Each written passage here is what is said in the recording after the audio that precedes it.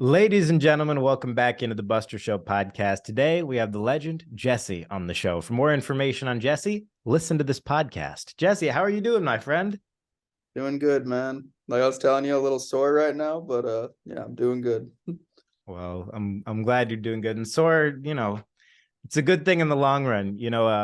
One thing that I think about a lot is doing at least a couple things every day that you never regret in the long run, so that in retrospect, at least you had some good things every single day that compound, and that's you're doing it. Yeah, I think that's the key. I've even been looking into how we were just talking about walking when you're you're beat up from your other sports you do. But I think swimming. I've never been a swimmer, but I think that would be great to have in your arsenal for days that you can't really run or box or do shit. Just like go do some laps because I think you can all pretty much always go for a swim. Yeah. I have so much respect for the older women that do long distance swimming in Oh, California. Oh my goodness. I tried it one time, one of the most difficult things I've ever done in my life. And I'll run long distance, I'll walk super long distance, I'll sprint, but whew, it is harder than people think. oh yeah, dude. I'm like a wet dog when you put me in the water. I don't know what I'm doing, man. I'm just barely keeping my head out of the water. I'm a shitty swimmer, but yeah. So That, let me ask you this. What gets you the most fired up right now? Like what when you look at your schedule during the week, what is the thing that you're most looking forward to? that's so hard. I mean, if I'm looking at work wise, I think just the position I put myself in now is that I can have that feeling for a million things, not just one thing, you know? Like I think that's the part that I love is that I love the concept of what I'm building for this company, but I love how it also can touch any angle. There's so many routes I can take with it. Like just this discussion this week about doing a magazine, like an actual printed mag. It's like super interesting. It's like, well, like I've always thought that would be so dope to get into, and I'm kind of looking at the business model now and seeing if it makes sense. But like, yeah, it's just I think every week there's a new surprise. I'm talking to someone new. I'm excited about something new, or I'm excited about a current project that's at a different stage of development that maybe I haven't experienced, or it's honestly all exciting. I don't really work on anything I'm not excited about. That's great. And when you say this company, you're referring to Sunday? Yes, yeah, Sunday. And for those uninitiated, how would you describe Sunday to somebody? Um, Sunday is basically a creative agency. Um, you could slap that name on it and make it sound like it's really important and professional, but it's basically just an incubator for a lot of projects all underneath this brand, and all the projects that we work on in-house for our company, we're also kind of choosing clients that we want to help them with the same route. So whether it's merchandising or manufacturing or sourcing, product development side, or it's on the production side of media and projects we want to do in house. We're also like going to our clients and being like, well, we have a great idea for a commercial. Let's put it together. We have a great idea for a new YouTube series. We have a great idea for and got a script for a show that we want to go pitch to Amazon. So it's basically just because it's always, and not to make this a longer answer than it needs to be, but I've just the reason that why I'm doing this too is that I find it very weird that you can be an expertise in all of these angles you have to do to create, say, a streetwear brand, or to say create a studio. So you're doing that all for your company, but if you're actually good at what you're doing, then why are you not also like doing that for other people that can help keep the lights on, you Mhm. know? So it's this perfect world of building a team, to work on your own projects while having clients help fund the team, and kind of sharing the talent across the board. So I've had this theory, and you might find it interesting, but I believe that so like all the big ad agencies that have been around for 50, 60, 70 years, most of the people at those agencies haven't actually created things for themselves, Yeah. haven't built media companies, haven't built, personal brands. And how that led me to this theory is that I think that the creators of today and yesterday will actually be the ones doing it for every brand in the future. Because which would you choose if you had two options? Would you choose the person that built a giant brand, media brand, or personal brand, or would you choose the person that hasn't? And to me, that answer is very clear. Yeah, I agree with that statement, man. I think that it's the same way when I'm looking at a resume of someone. It's kind of like what you're already saying, but am I gonna be more interested in the person that has proof that he's built this before and built a version of this and had success? Or am I gonna more look at the person that's studied or been taught how to do this? You know, it's like I mean, I never went to college. I technically didn't graduate high school. So like I just have like I look at the whole, especially with say Nelk, right? It's like Nelk and Full Send was like 8 years of university teaching me how to do all these fields and how to maneuver in this industry. So Yeah, there's yeah, no better way than to actually do the thing. yeah, But your angle then is going to be so different. This is how I came to, and I don't talk too much about it publicly other than sometimes here on the podcast. But so I built up this basketball media company called Hoops Nation, and I built up personal brand, and then done a bunch of stuff with a bunch of other companies, and have super specific knowledge in a couple areas. So the answer was quite clear, which was, oh, we can help the companies in this in this area, which is collectibles, in ways that nobody else had the specific knowledge plus experience to do so.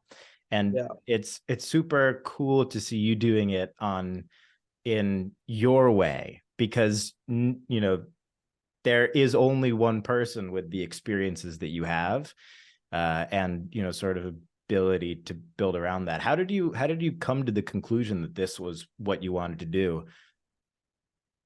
Well, I'm a bit of a, I don't know if the words workaholic is a good term, but I think that I'm just I can't shut my brain off on doing projects or creating stuff or getting ideas. It's the same way when I was a young kid and I was a skateboarder. Like you drive around and you don't see like stairs into a church building, you see a handrail and a 7-set, like it was just like embedded in my brain to see it this way. And I think I sometimes use that as like, an analogy for how I see everything now. If I go for a walk, if I do anything, I'm looking at a magazine, if I'm watching a movie, I just can't help but to be like, oh, like, what's my twist on this? How can I like take this information and build something with it? So when I exited my last company, Nelk Full Send, um, I definitely was, chilling enough to just take a break or relax or just, took care of the family, took care of me and can just enjoy life now. And there was something about it that like, it just isn't enough. Like I to enjoy life, I have to keep doing stuff, and keep creating. And this was the best route that I could figure out how to do that. And I think I'm building it so that I'm not, burning a lot of money to keep creating new things. I'm kind of like letting my team and my talent pay for me to keep creating so that I can like I said, I'm not really trying to get like really rich doing this. I'm just like trying to like fill that need that I have to keep doing, and balance it out. That's amazing. And the agency model, when done right, is like it's the best possible example in the world, because you 100%. can have a bunch of clients that cover the overhead and build personal on top of it. I get it. It makes perfect sense. Yeah. Where do you see things in 10 years, or where do you want to see things? I mean, there's lots of routes this can go. I think the coolest thing that I'm seeing happen here as it grows is there, like kind of like what you stated at the start there, where there's just something really cool with um this young energy here that looks at the world completely different, looks at marketing different, looks at business as a whole different than your generic agency or just like older heads that have been doing this stuff. And it just like I feel like I'm messing up how to answer this, but there's something cool happening with like every project we're tackling, and who our competition is like it's not even close because they haven't like they're not in it, and they haven't lived it, and they haven't built in it, and they're not aware of how things actually work. And I just think that that's like the coolest part. It's just this like young creative energy here. And we get a new client, we get a new connection, we get a new product we want to do. And just watching everyone kind of like use their mind and their expertise to all come together and like build this amazing product. Yeah. What I think so interesting about like even the last couple years, but COVID sort of disrupted things. But the next couple years, this is the first time where people have been able to hire people who grew up with social media, because those people are now exiting college, or they figured it out on their own and didn't go to college. And that has never been true. So before, the people that were running, social digital agencies, et cetera, did not grow up using the technology. And that's a completely different relationship with the thing. So I think the next few years are going to be crazy on that front. Oh yeah, just like when we were chatting about that video you made about like Prime and like all this stuff. Like we were even just looking at the Octagon and the UFC, and you're slowly gonna just see those old brands leave, and then those like how many like younger creator brands are going to be on that Octagon, or going to be on ESPN, or going to be in the commercials on TV, if it even is TV anymore, which is already becoming YouTube. And all these companies, like these people that I grew up making videos with and doing collabs with, like are all basically becoming the studios of today, like they are becoming the Paramount and the Walt Disney, like literally Mr. Beast is Disney. You know what I Yeah, mean? Like, Mr. Beast, like he is Walt Disney. yeah, like it's not, the most subscribed YouTube channel. It's not that. It's so much bigger than that. But I do think that it's like we're past that point of it shifting. Like it's everyone knows now that this is where what is happening, and who has the power, and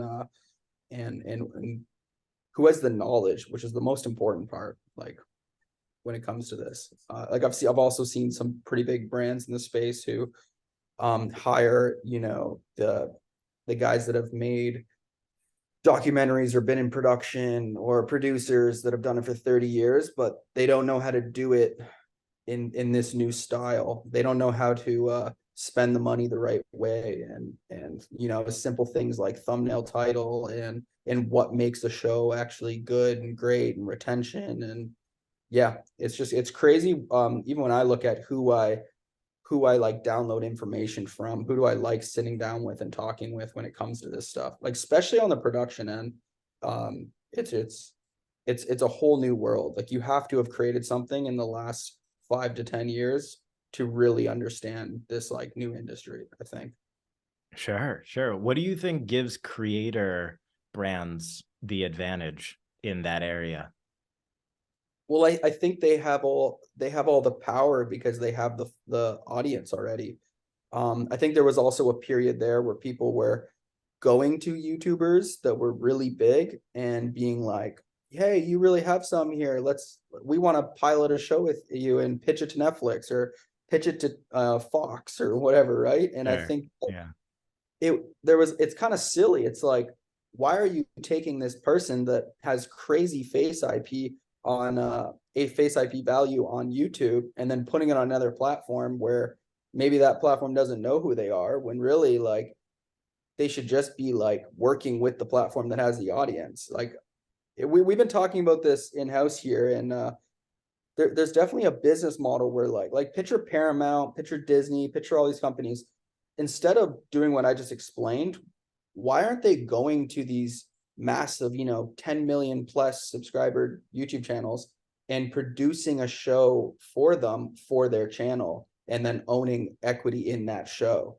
Like that to me makes so much more sense. Like if Paramount, put $100 million a year into a digital program where they gave, you know, 10 to 12 really big YouTubers their own show on their own platform, but didn't let the YouTuber do the heavy lift of the production, kind of let them pilot produce the show, but then they do all the heavy lifting for them and fund it. I think that they would see like a way bigger return that way, and disrupt the market. I don't know The what your thoughts on that is. The face IP term is great. I've never heard that term before. Got that from Eric. You know, Okay. Yeah, of course.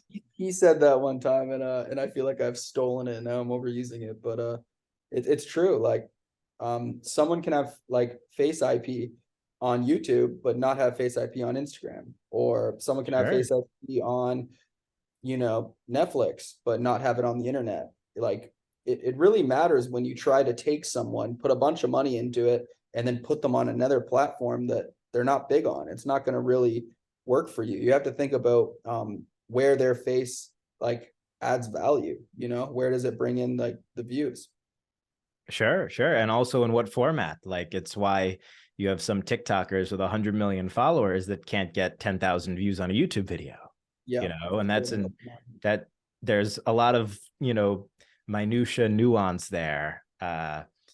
You know, I think in terms of the creator brands overall, it's going to be interesting to see how it plays out. In terms of the Paramount or Fox concept, it would make a ton of sense. I would be curious as to how it would perform compared to the YouTubers video, because their styles are so unique.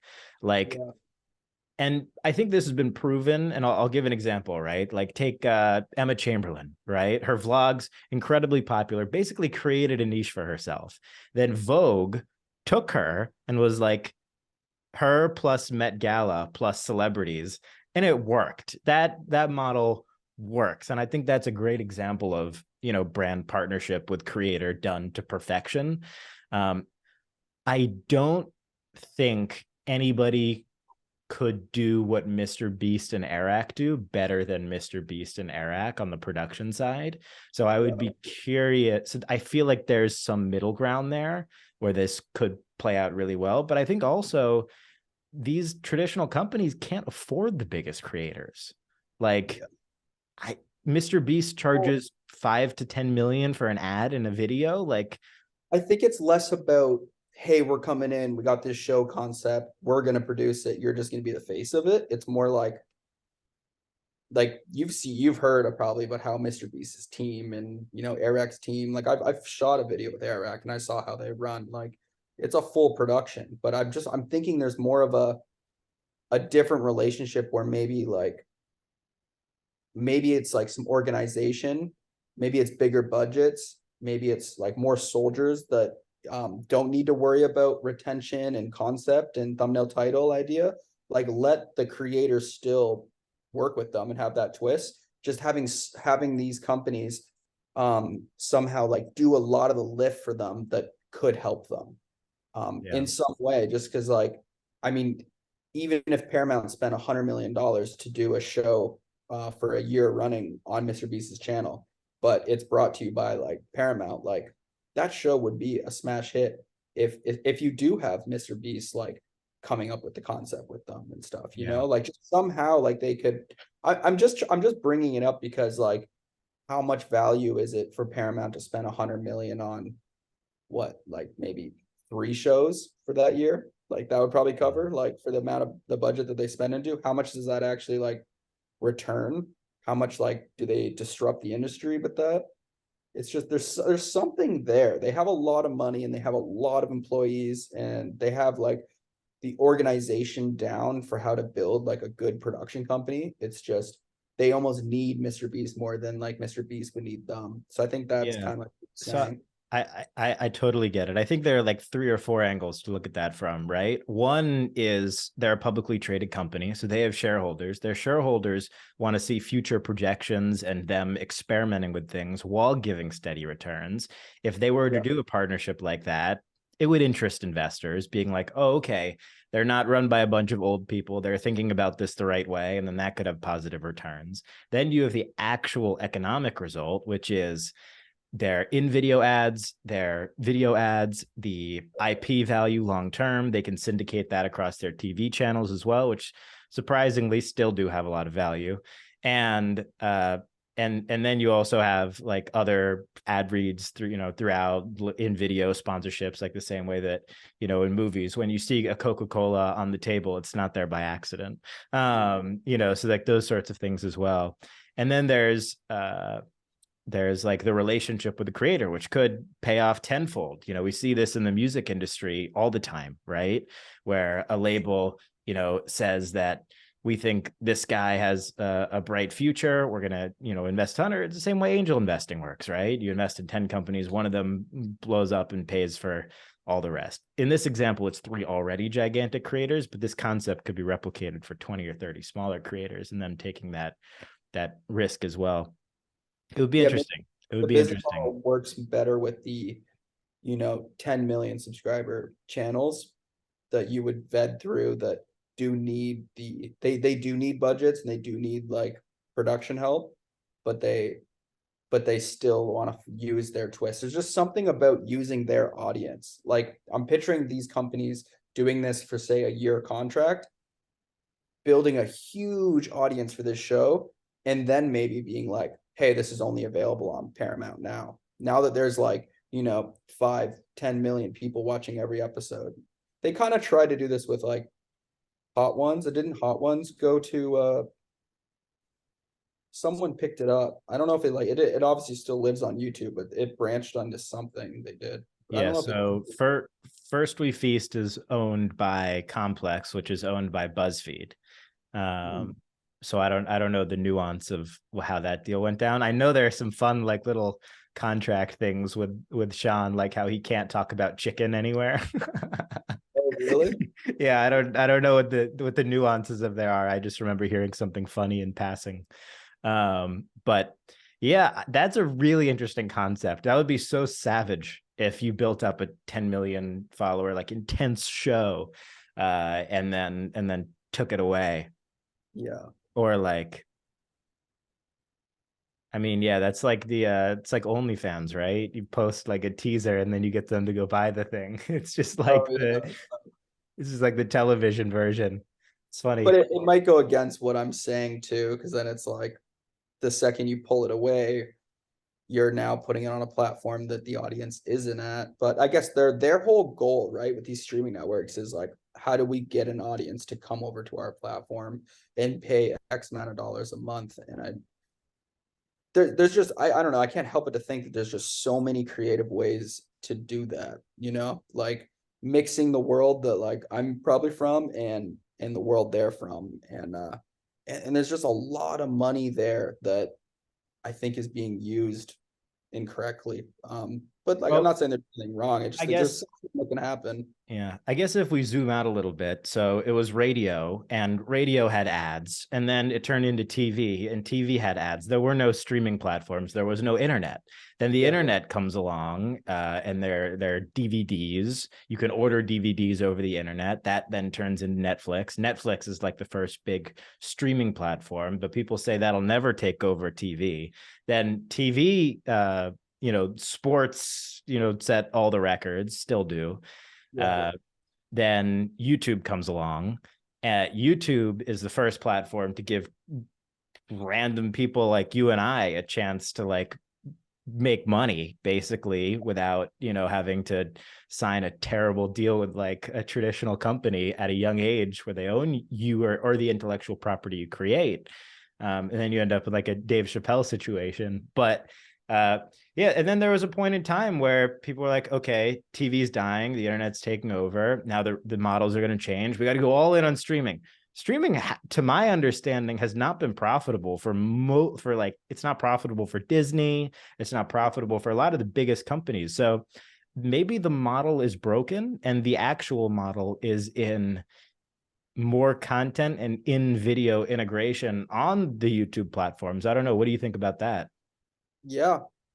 Maybe that's part of the business model. Like, where if one of these companies that like Netflix or Paramount, I keep saying, but like, or something, but like they obviously have like billions of dollars, right? And it's like, where if they had a bought 50% of Mr. Beast, as an example, 5 years ago, or like, is there a streaming platform that's investing into that and like looking at it that way? Like, or maybe grabbing the next Mr. Beast, maybe like, 10 to 100 creators with 5 to 10 million subs and onto something like buying portions of their channels. I think like that's what I'm going back to what we were saying about like who has the power. I think that like we're gonna see a shift where like all of that money's gonna go towards these people that have the audiences. Because I think like TV networks like had the power because they had the audiences, and the audience transfers to views, and the views transfer to ad dollars, and it's like that's the switch that's happening. And I'm curious to see when, like, it's gonna take what we're talking about to actually switch it, to actually be like, no, the money is in these guys' hands. They have the power, Totally. they have the audience. I mean, I look at like I don't watch a lot of TV in general. I'm more of a movie guy. But if I am gonna watch any kind of TV, it's Apple TV, going to YouTube, and you're watching like podcast clips or the MMA fight from the night before, like whatever. Like you're just watching. Like I treat YouTube almost like when I was a kid, and I'd open up the guide menu and put on like, I mean, it's probably different because I'm from Canada, but like YTV or like whatever, Okay. the Yeah. Comedy Central or something. But So I guess the question is, if we all everybody knows that the money's going to go to the creators, the question is, how does it go to the creators, right? Does it go to the creators through brands? Does it go to the creators through something that's, I guess, more akin to traditional label partnership, which would be a giant company is giving you a check up front in exchange for a percentage of earnings over a period of time, or in perpetuity for the content that you create under that contract? yeah, I mean, I think like I was saying about if someone bought Mr. Beast half of his company 5 years ago, he would have became at the level he's at right now, probably, you know, 75% faster. Like because he had it, like he knew what he was doing, but maybe he didn't have all the funds, he didn't have the team, he didn't have all the production figured out. He knew what worked, and he knew what thumbnail title worked, and he knew how to make retention and all that. But like I think that's where it's gonna change, and it's like these like YouTube networks or these YouTube creators or people with audiences are gonna get these big checks so that they can scale quicker. And I mean, like even being in the position I'm in, like I'm always on the lookout for like trying to find that next person or that next concept or someone's audience that I think like this could be so much bigger if they just scaled it. And working with them, you know. It's pretty crazy if like I don't think that's really ever happened. Like I don't know, has it? Like has a YouTuber ever been like bought out by a studio Well, or so partner? there's a few points there. I think the problem, if it's just you, is you're for a lot of creators, I think the motivation is directly tied to the success of their videos and the monetization aspect of it. So if you Yeah, take away the incentive, then you have nothing left. And if you're yeah, reliant on them to create that, that's why it would have to be a big enough amount to make a difference, but a small enough percentage to keep them equally or more 100, incentivized, yeah, right? 100%. Yeah, that makes sense. And I mean, even like when I started doing Sunday, that's why I am trying to keep in the back of my mind that like I mean, people can know who created it, but like I'm not trying to create a brand around my face, like I've done that before, and I've also seen how selling companies like that, evaluating companies like that, it doesn't like building a brand is like the value is just so much more. I mean, even in my position, right? If I was going to go buy someone's YouTube channel or like partner with them or invest into them, it is a risky investment. Like it's on that person's will to keep grinding, keep coming up with great ideas, keep making videos. It all relies on them. Also on a risk standpoint of like, where if that person gets canceled, where if that person, like, it's like the whole investment could just flop over and Yeah. overnight, so You don't know if society is going to decide that since that person likes the New York Knicks, they're now canceled in 5 years. You yeah, never know. You never yeah. know. How do you go about evaluating like early creator talent? Like, what is it that catches your eye about somebody and you're like, oh, if they scale that, they can become huge? I think you can tell a lot from someone's comment section. And it's not necessarily like hey, this guy only has 100,000 followers, but he's getting 5,000 comments. It's like, I mean, sure, that's a first thing you want to look at, but like, it's also about, you can just tell when someone has a bit of a cult following. Like they just have this, like, whatever they've done, whatever story they've kind of like sold or just persuade on to their audience, people are just like, they got their claws in. They're like, no, like till this goes to the ground, like I'm a ride or die for this. And I think you've seen, like, I mean, even in the Nelk days, we definitely built an audience that was very, and I think it was about the story, right? Like it was, we didn't make money on YouTube. We were like just two Canadian guys that came to LA and tried to grind this out. We were shooting 3 videos a week.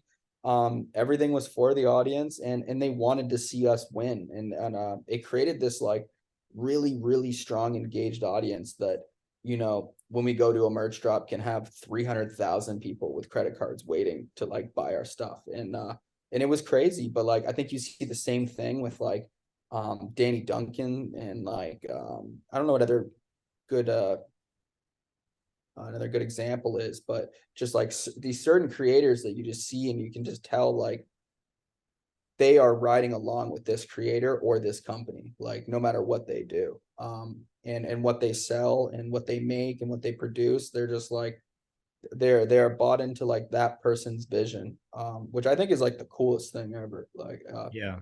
because you don't really get, like, you can kind of be like, oh, I really get this like networks or studio, like the kind of stuff they make, like A24. That's another example of like I really like A24 and everything that they do, but like there isn't like a face or a thing that you're like, oh, it's all coming, it's all funneling from this person. But yeah, I would say A24 is probably the closest to like, there isn't a face for me, but there's like I trust it. They have a certain like meter of like if they will push something through or not. Like it's just like the quality is right there.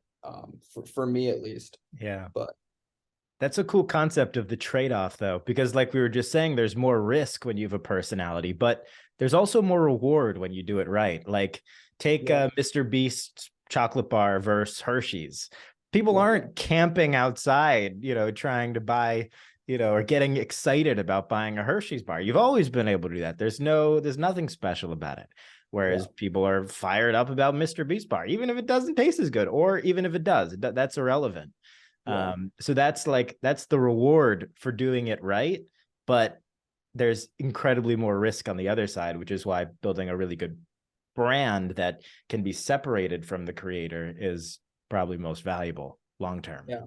That, I think that was the when we were talking about like why I started Sunday, I think like there's a lot of takeaway and things I've learned over the years that made me want to really, really put a lot of work into a brand concept more than just like, what do I as Jesse want to do on camera, and what kind of videos do I want to make? It's more like kind of like looking at brands like A24 and stuff and being like, what's like the bar that I want to set for everything, every client work we do, every in-house like brand we drop, and every piece of content that I'm a part of is like, it's not about just pushing a lot out. It's about like a certain quality and a certain vibe that I think is cool or I think is like entertaining, or you know, like just something that like it has to always resonate with me, even if people don't know that it's resonating with me. It's just resonating with Sunday, you know. Mm-hmm.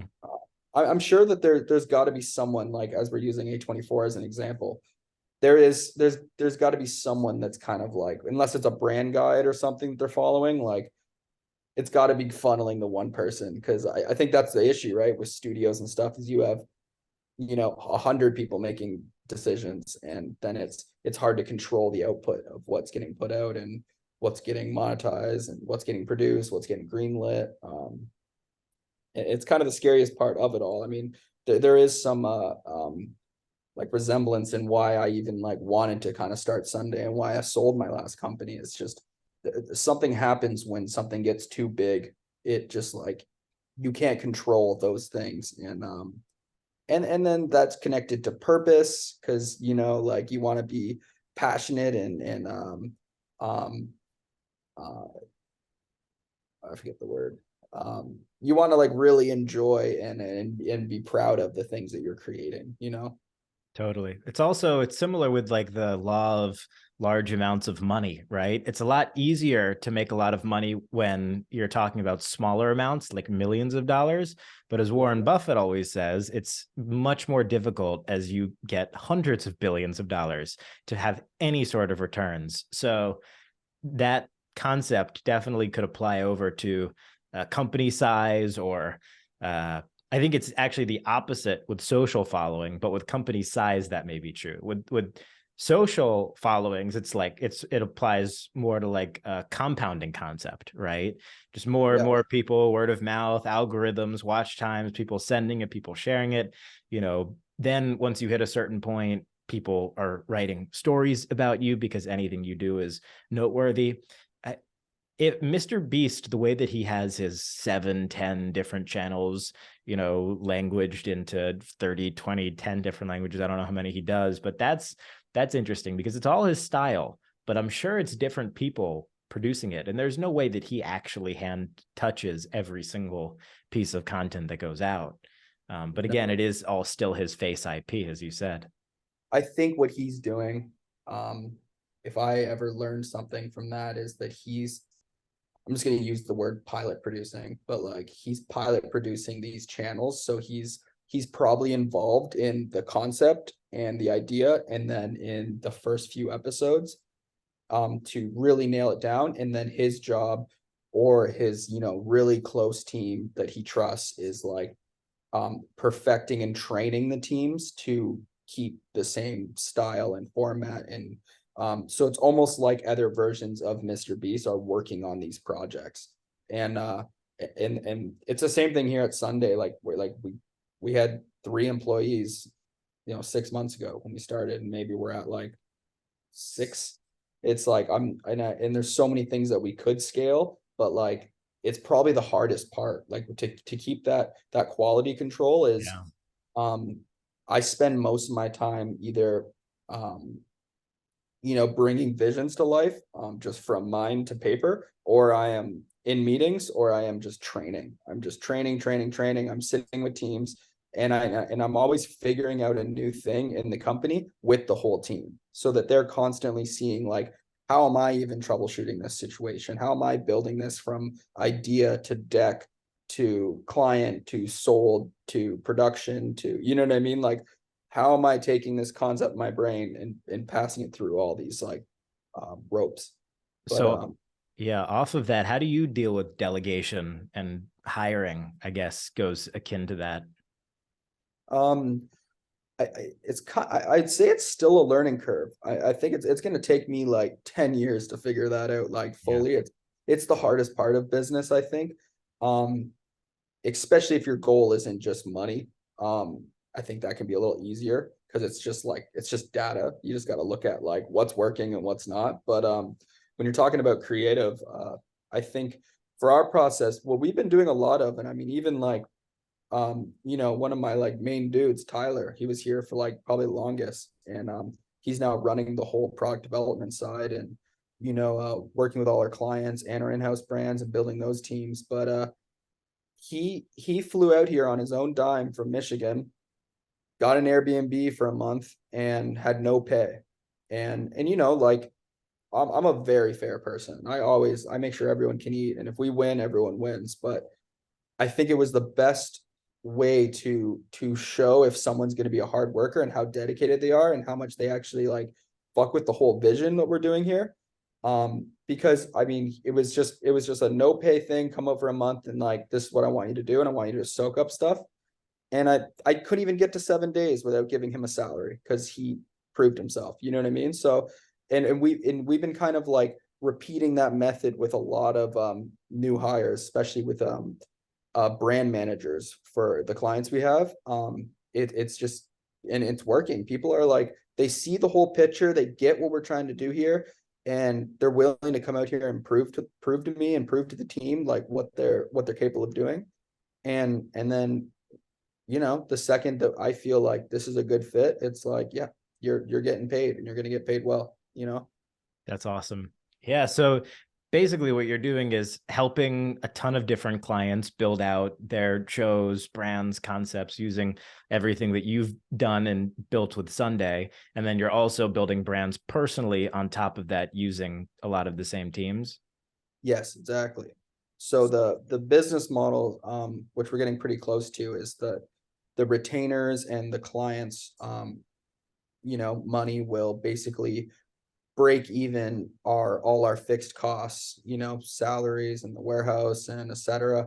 Um, and we haven't even touched like the benefits of our projects, our brands, percentages of brands projects that are going to roll out. Like, I think it's going to put us in a really, really healthy position to not be burning money, just to get to a point where we're not burning money, and then we can reap all the rewards of all our own stuff and all the percentages, and then use that money to then scale properly, and also then jump on the other 100 projects that I have like kind of stored away in my office, that because I'm really bad for that. I'll come up with ideas and I'll write the whole Yeah. plan out, and I can't help it.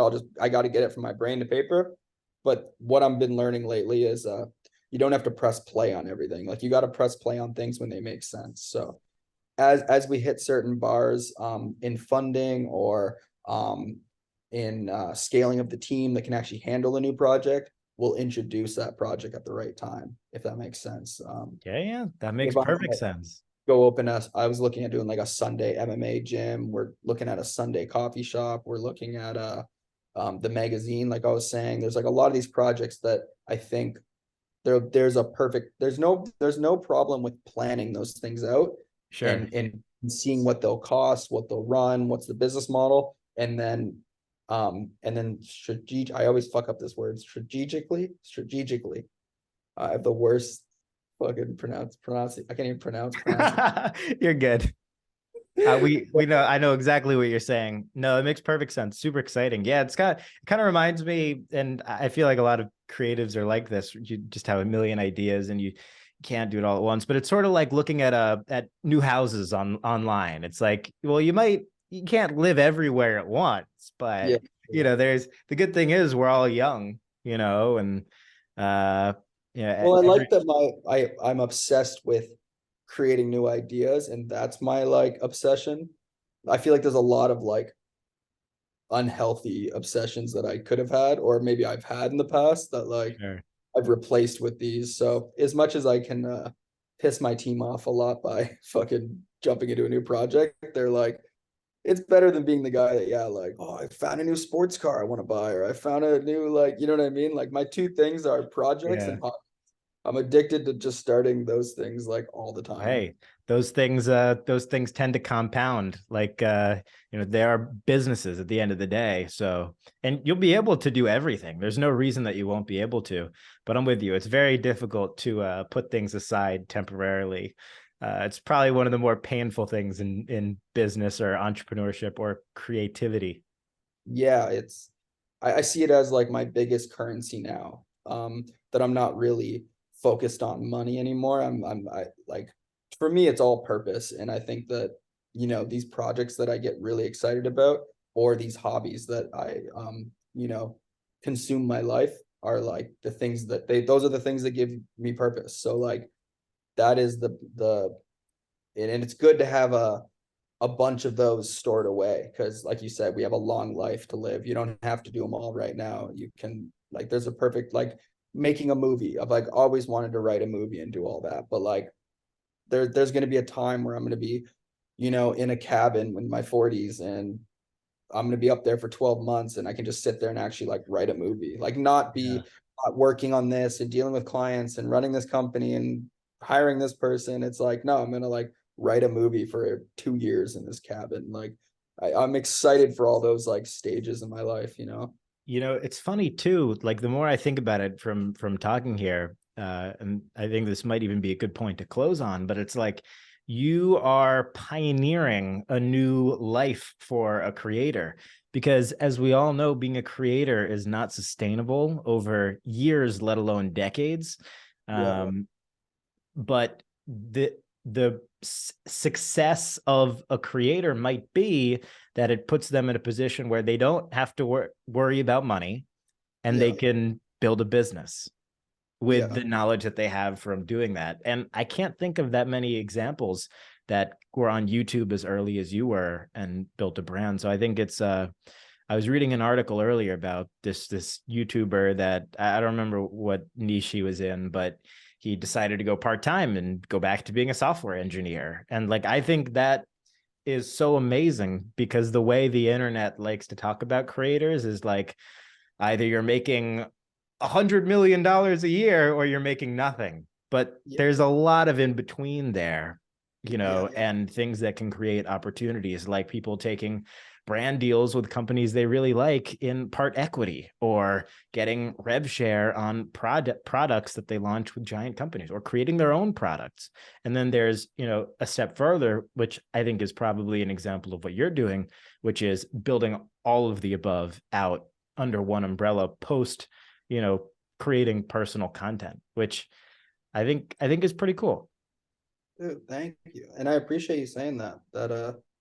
It was cool to hear that. I think that got me thinking about.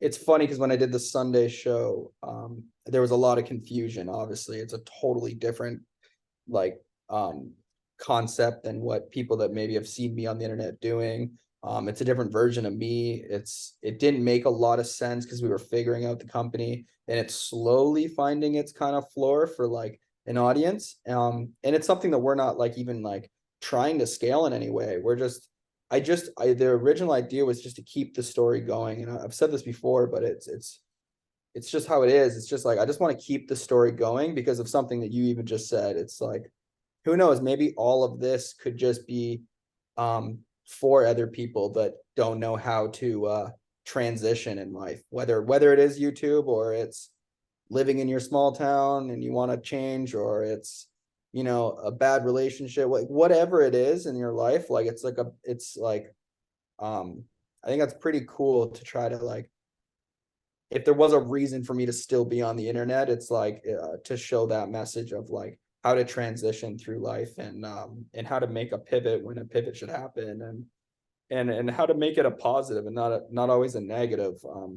There's definitely a thing on the internet with this, exactly like you're making all this money, you're getting all these views, and if you're doing anything but that, you've like fell off and you should be depressed in this whole. It's like, Yeah, even when most people's businesses are entirely private. yeah, it's like or maybe it has nothing to do with money or fame or nothing. It's just like, well, I've always wanted to do this thing where I backpack across the world for a year or 5 years, or like Yeah.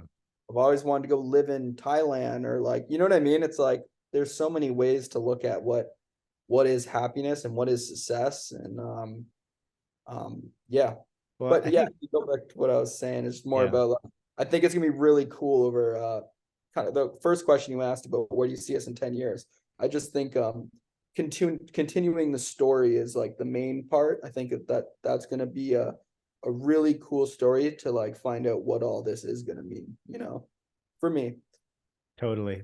Yeah, I think the reason why, people are conditioned that way, like thinking, like if somebody just wants to go be happy, that's a failure, which is the most twisted concept ever. But I think the reason for that is being fed the headlines of like, oh, this is what, X creator, Y creator, Z creator made doing this. And this is, George Clooney selling $1 billion of tequila, and, all that stuff. So they're like, oh, that's what's being shown. That means that's great. But in reality, it's like why negative stuff gets clicks. It's the same concept, just 100 different ways. And I think that the general perception is changing and will continue to change. And yeah, the internet made it so that if somebody wanted to, they could have 100 different careers in their lifetime. And it's a pretty cool thing. Oh yeah, super cool.